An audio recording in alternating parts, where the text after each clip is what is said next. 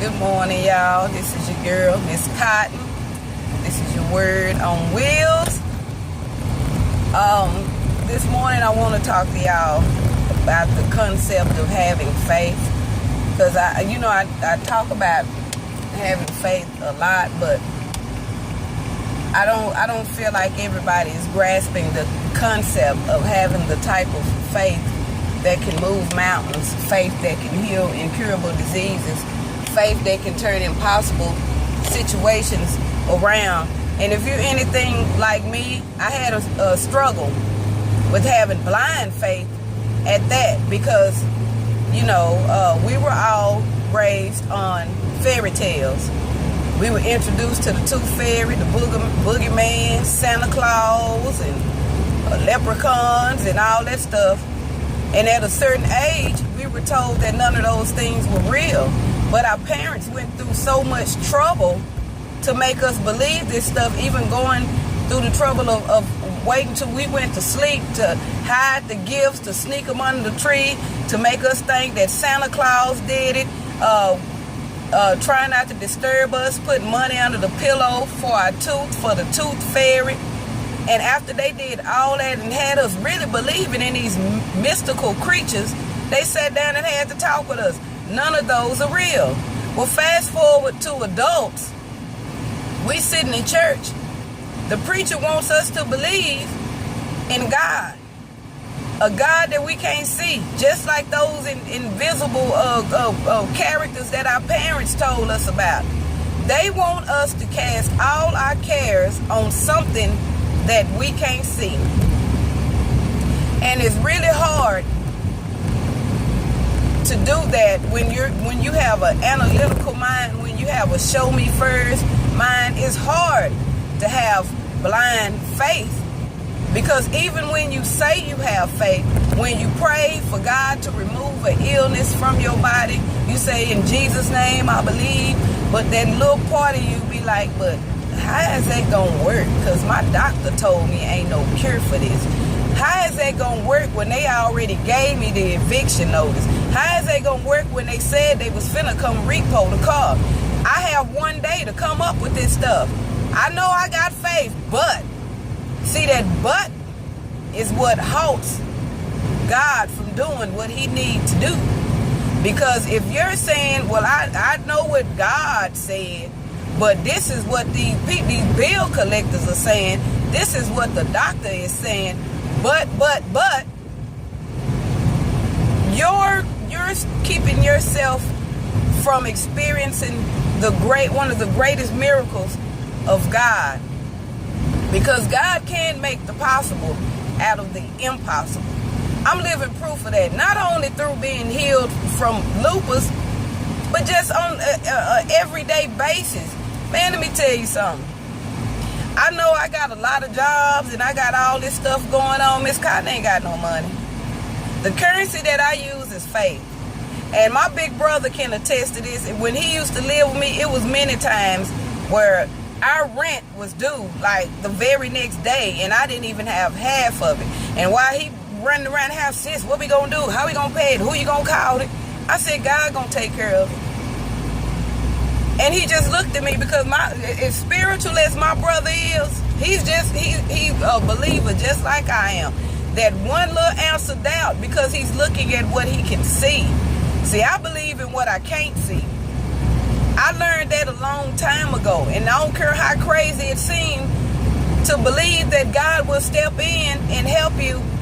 He will. But see, faith without works is dead. If you're praying for God to heal you from an illness, then you have to have faith that you'll be healed from that illness. And what I mean by that, if you really believe God gonna heal you from an illness, then why are you still going around raising hell and cussing people out and fighting and getting sloppy drunk and beating your liver and kidneys up? Why are you eating all the things that your doctor said wasn't good for you? You're not acting like you want to live long, to be honest, by putting yourself in these situations. Why in the world would God heal you from one illness just for you to pick up for another one? Why in the world would God heal you out of a legal situation, bring you out of a legal situation for you to end up right back in another one. You have to change your mindset. If you want to live, eat right. If you want to stay out of jail, stop starting fights and cussing people out in public. Because see, your faith kick in at the wrong time. Now your faith want to kick in after you sitting in the jail cell. Now you got faith that God will be your lawyer while you in jail. Now you want to have faith after you laying in the hospital with all these tubes and stuff hooked up to you when all you had to do was eat right. All you had to do was eliminate liquor and hard living out of your life. Faith is believing that God will do whatever he says he will do. Faith is believing that God will show up just like you know the sun will show up every morning. You ain't never laid in your bed wondering if the sun gonna rise that day. It's on autopilot. That faith that you have of the sun rising every morning is on autopilot. You never question if the sun is going to come up. You may question whether you wake up, but nobody questions whether the sun is going to come up. Well, Jesus is the sun. The sun will rise. The sun will be there. He never leaves you. And just like the physical sun, the S-O-N, it's always there. The S-U-N, the S-O-N, the same sun. Why do you think it's getting so hot now? Why do you think it's hotter on earth? The sun, S-O-N and S-U-N, are getting closer to the earth. You believe that sun gonna rise. Believe the S-O-N is gonna rise. Believe that he is real and he is gonna come back one day. And you're gonna have to account for some things. You're gonna have to account for saying with your mouth, God, I have faith in you. I have faith in everything you're doing, but you living your life like you don't even believe it. You still waiting for the other shoe to drop. You still living in fairy tale land. God is real. And he had to heal me from an incurable disease. He had to heal me from an impossible situation for me to grasp that. But you don't have to go through what I went through to have faith. Listen to my testimony. You know, I ain't gonna lie to you. Not about nothing like that. I know it's hard to believe in something you can't see. I know it's hard to reach out for somebody you can't see. But try it. Have real faith this time. When you pray for God to change your situation around, don't you let an ounce of doubt creep in.